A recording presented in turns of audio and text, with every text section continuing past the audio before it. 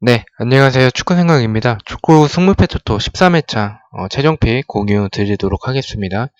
영상 시청 전에 구독과 좋아요 해주시면 너무나도 감사드릴 것 같고요.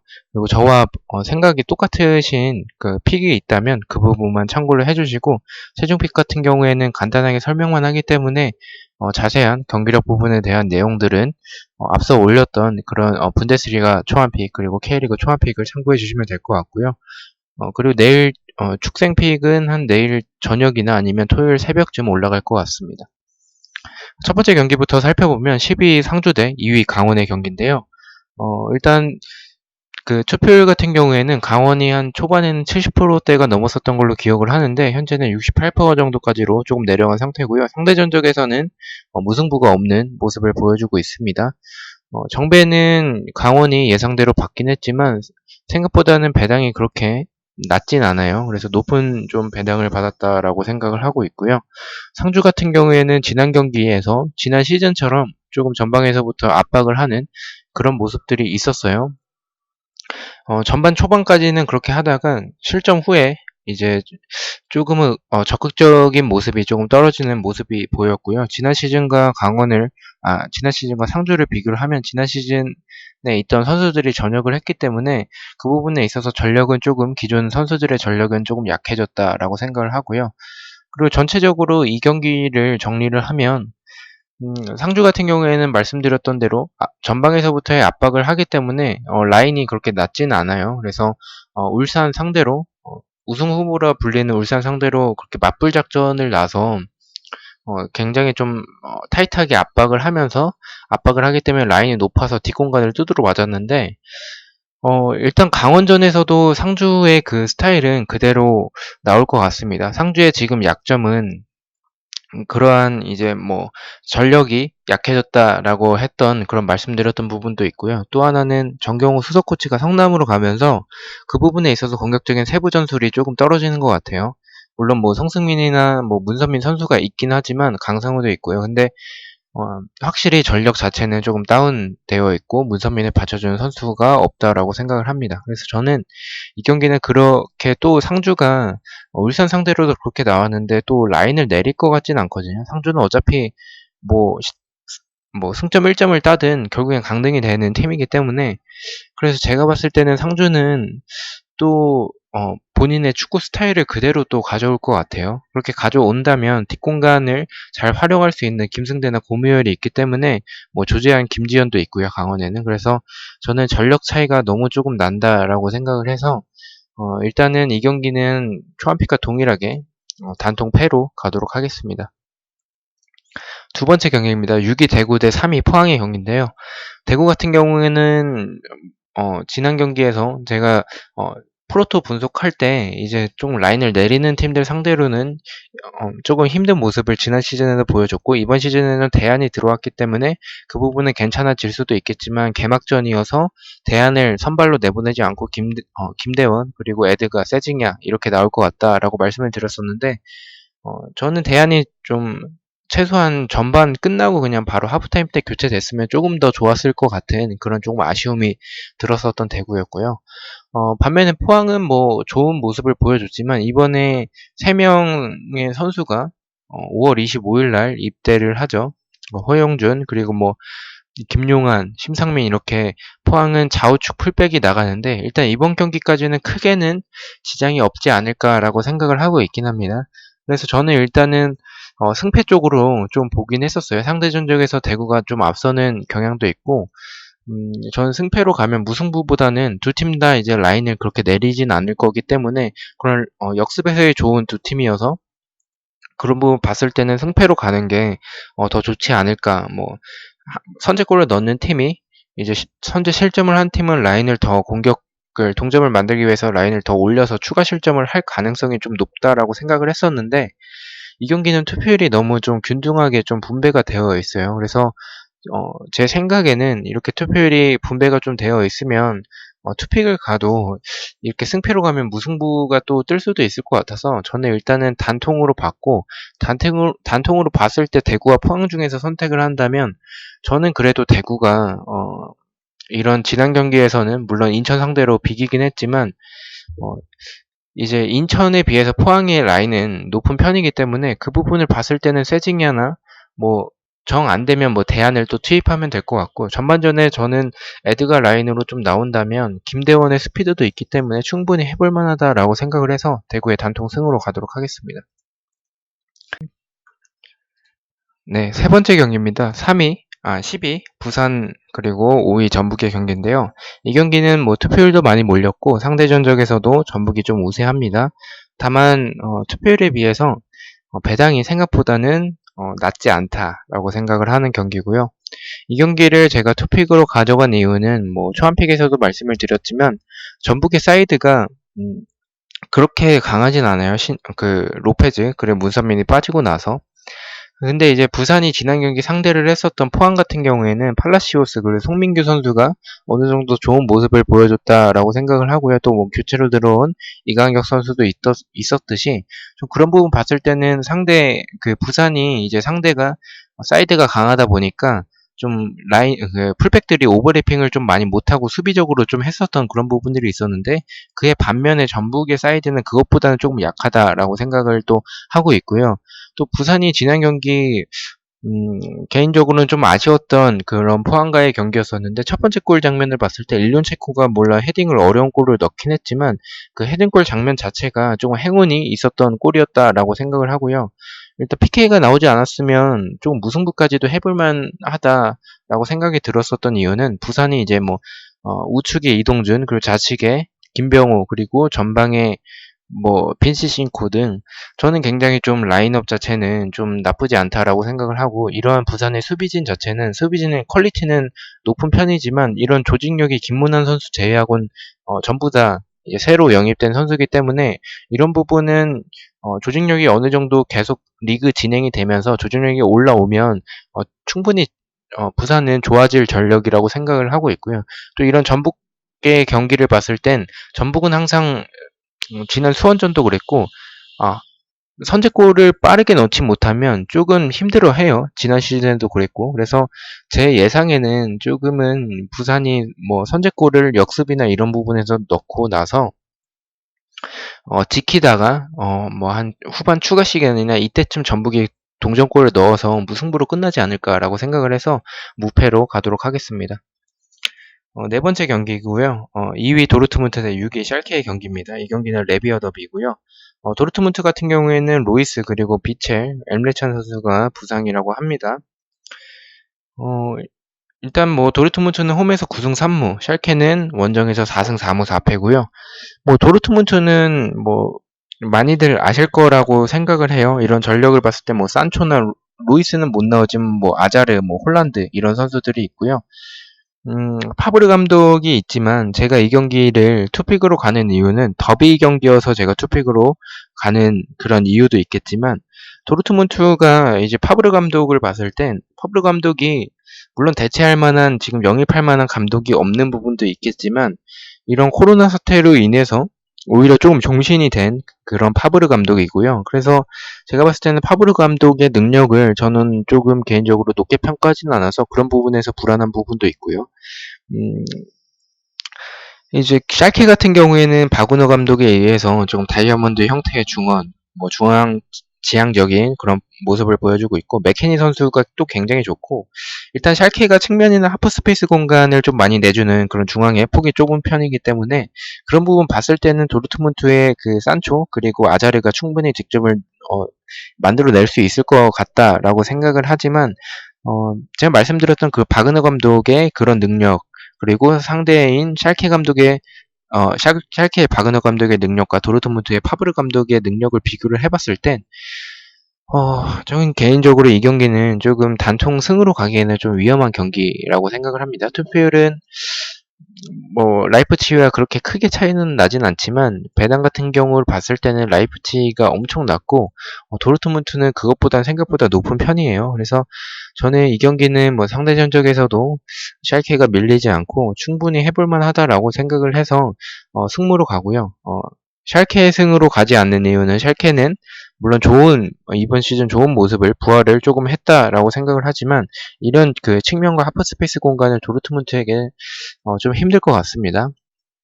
다섯 번째 경기입니다. 네, 3위 라이프치히 대 8위 프라이부르크의 경기인데요. 라이프치히 같은 경우에는 홈에서 7승 4무 1패, 프라이부르크는 원정에서 4승 4무 5패입니다. 상대 전적은 프라이부르크가 조금 더 높아요. 저는 이 경기는 동일하게 라이프치히의 승리로 가도록 하겠습니다. 일단 뭐 프라이부르크 같은 경우에는 권창훈 선수가 있는 팀이긴 한데, 제가 봤을 때는 이런 그 프라이부르크의 그 중앙 공간 또는 폭이 좀 좁아서 이런 측면 공간을 좀 내주는 그런 부분이 있습니다. 그래서 뒷공간도 좀 내주는 편이어서 그런 뒷공간을 봤을 때는 티모 베르너 같은 경우에는 충분히 공간이 있을 때 오히려 더 좋은 선수이기 때문에 뭐 앙헬리뉴나 뭐 자비처 시크 이런 전력적으로도 그렇지만 전술적으로도 라이프치히가 프라이부르크 상대로는 더 유리하다. 프라이부르크의 뭐 세트피스에 당할 수도 있겠지만 그래도 저는 라이프치히가 훨씬 유리하다라고 생각을 해서 이 경기는 초반픽과 동일하게 가도록 하겠습니다. 여섯 번째 경기입니다. 9위 호펜하임 대 13위 베를린의 경기인데요. 호펜하임은 홈에서 5승 1무 7패, 베를린은 원정에서 4승 4무 4패입니다. 이 경기는 제가 초반픽에 승무로 갔었는데 승패로 바꿨습니다. 일단 호펜하임을 봤을 땐 조금 더 유리한 부분은 호펜하임이 맞다라고 생각을 해서 제가 승무로 갔었던 초반픽에 그렇게 갔었고요.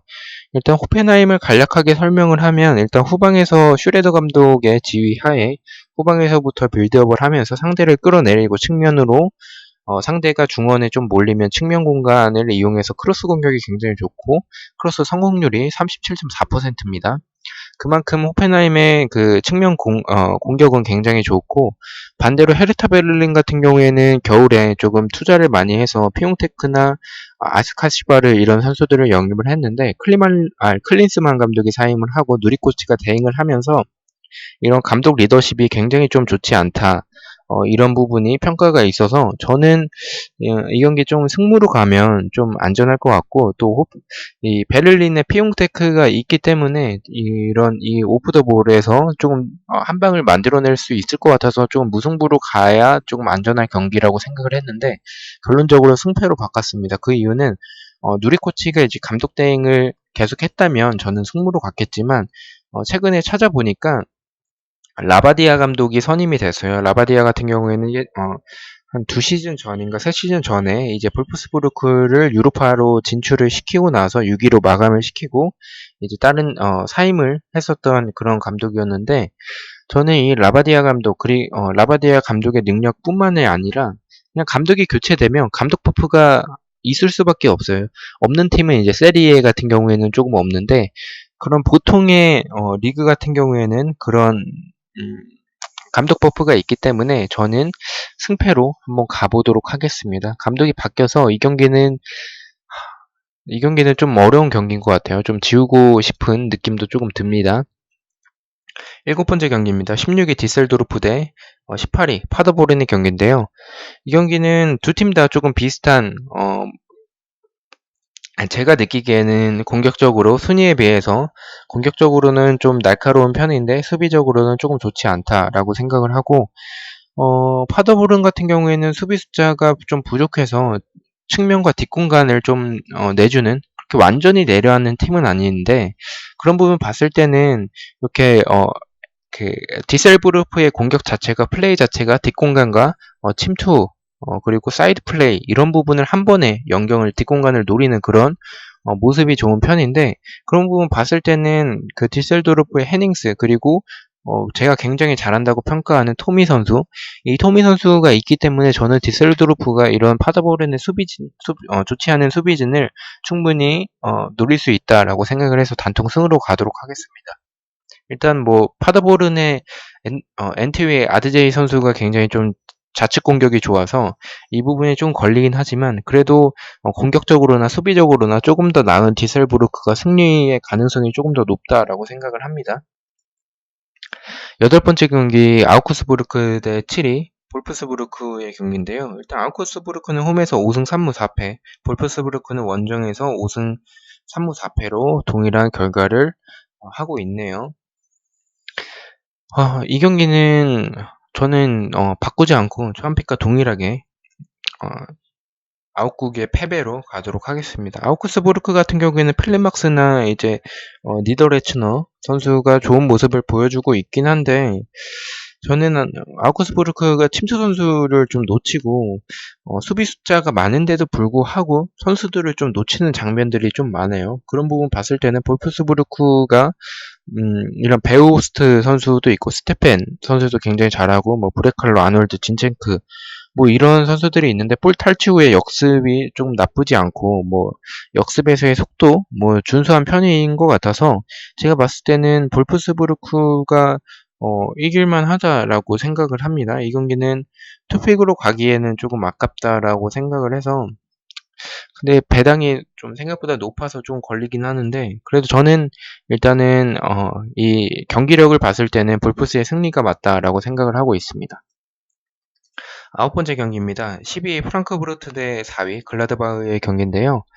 어, 뭐, 프랑크푸르트 같은 경우에는 홈에서 6승 3무 3패로 좀 홈에서 좋은 편이고 글라드바흐는 원정에서 6승 2무 4패입니다.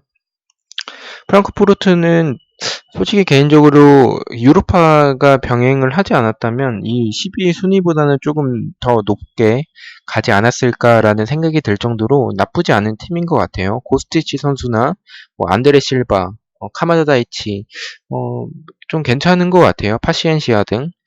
그래서 제가 이 경기를 승패로 갔었죠. 승패로 초안팩의 승패를 갔었는데 그 이유가 이 글라드바흐 같은 경우에는 로제 감독 지휘하에 뭐 조금 많은 활동량을 좀 가져가면서 볼 탈취 후에 역습을 하는 그런 형태, 뭐 후방 빌드업, 팀 압박이 굉장히 좀 좋은 팀인데 이렇게 좀 압박을 하는 팀이다 보니까 측면 공간과 뒷공간을 좀 내주는 편이에요. 그래서 제가 느끼기에는 이런 그 뒷공간과 측면 공간 같은 경우에는 프랑크푸르트의 고스티치나 뭐 안드레 실바, 카마다 다이치가 충분히 노릴 수 있다라고 생각을 해서 승패로 갔었는데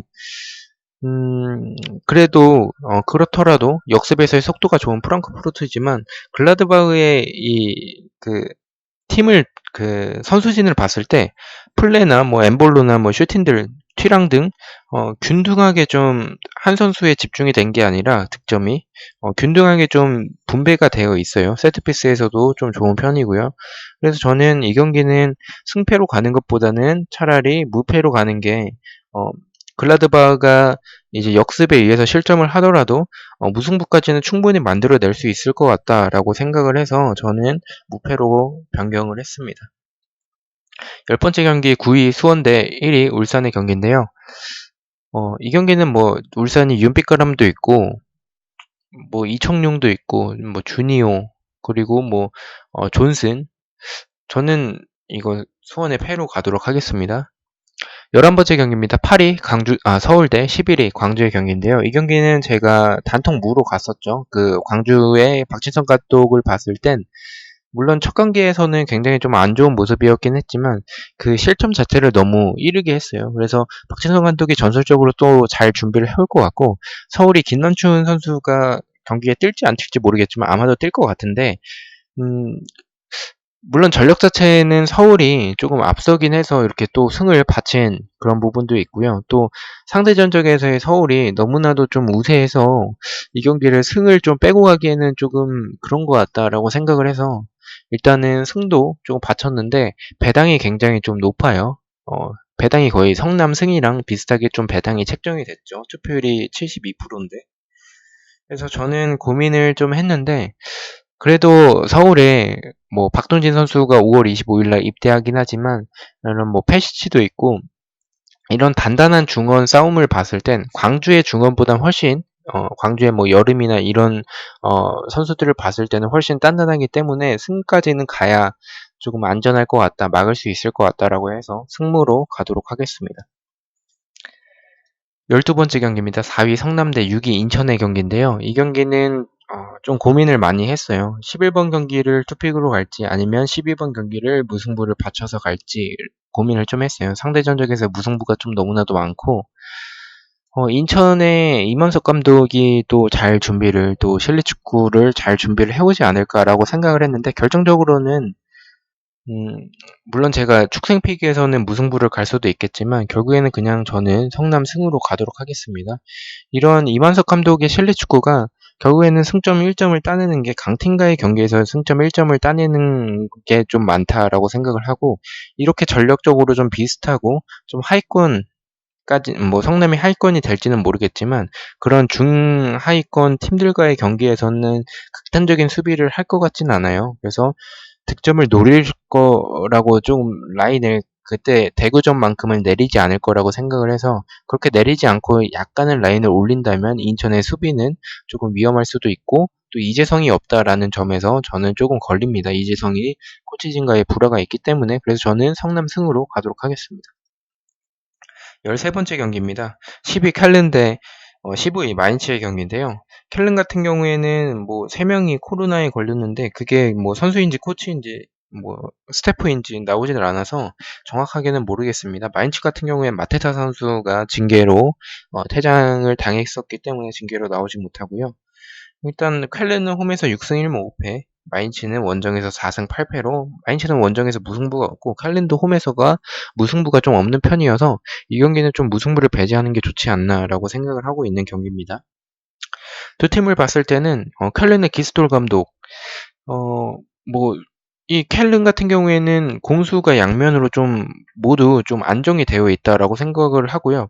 보르나우브 그리고 뭐 에드제이, 에지부에 이런 선수들을 봤을 땐 수비적으로도 조금 안정이 좀 되어 있어요. 그래서 제가 이 경기를 조금 불안한 경기인데도 불구하고 단통으로 가는 이유는, 마인츠가 물론 로빈 키송 선수가 굉장히 좋은 모습을 보여주고 있지만 이 키송 선수가 12골이고 나머지는 4골이에요. 그래서 이 키송 선수에게만 조금 의존도가 굉장히 좀 높은 편이고, 전방에 이제 때려놓고 공격진 능력으로 골을 만들어내는 건데 키송만 잘 막아내면 그 수비적으로 좋은 팀이 이제 켈른이기 때문에 충분히 막아낼 수 있을 것이라고 보고, 또 마인츠 같은 경우에는 세트피스가 좀 좋지 않아요. 세트피스에서도 좀 좋지 않고, 그런 부분 봤을 때는 뭐 크로스 올라오는데 노마크하고 이런 상황들이 너무 많았어서 켈른의 코르도바 선수가 또 제공권 타겟 시 굉장히 좀 좋아서 이 경기는 켈른이 좀 손쉽게 이기지 않을까라고 생각을 해서 처음 픽과 동일하게 켈른 승으로 가도록 하겠습니다. 마지막 경기입니다. 11위 우니온 베를린 대 1위 바이에른 뮌헨 경기인데요. 이 경기는 뭐 우니온 같은 경우에는 그냥 간략하게 말씀드리면 그냥 뻥축구하는 팀이에요. 뻥축구하는 팀인데 안데르손 선수가 11골을 넣고 있고요. 이 선수에게 전방에 그냥 때려 박아서 포스트 플레이를 하는 그런 플레이고요. 약간은 그 벌리와의 차이점은, 벌리는 우드와 반스가 직접 넣었다면 여기서의 그 베를린은 직접 넣는 것보다는 안데르손 선수가 포스트 플레이를 한다. 그리고 우자와 벨터 선수가 받쳐준다. 라고 보시면 될 것 같습니다. 공중볼 위주의 롱볼 축구라고 보시면 될 것 같아요. 근데 이제 베를린의 그런 측면 공간 그리고 침투 선수를 놓치는 그런 부분들이 좀 있어서, 미넨을 봤을 때는 뭐 레반도프스키, 뭐 그나브리, 뭐 밀러, 알폰소 데이비스 막지 못할 것 같아요. 제가 봤을 때는 이 경기는 좀 이변으로 가기에는 이 해외 배당이 1.21배면 국내에서 거의 한 1점 뭐 한 1배 뭐 한 그쯤 나올 것 같은데, 저는 이 경기가 이변이 날 것 같진 않아서 일단은 우니온 베를린의 패배로 가도록 하겠습니다. 이렇게 해서 14경기 분석을 마쳤고요.